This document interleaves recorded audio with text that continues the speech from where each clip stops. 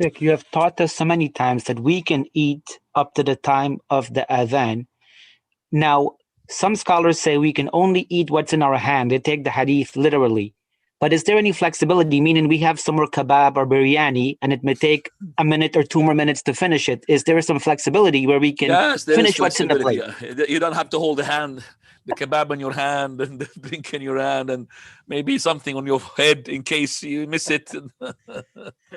No, I understand that even respected sheikhs have said this, that you have to have it in your hand. But this is, even the one who's been accused to be Zahiri, which is Sheikh al-Albani, doesn't say that. Zahiri means like he takes it by the apparent looks of the hadith, the wordings of the hadith. Even Sheikh al-Albani, who's been accused of that Zahiriya, he doesn't say that.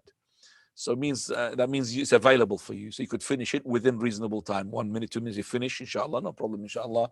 Wallahu ta'ala a'lam wa subhanakallah bihamdik. Ashhadu an la ilaha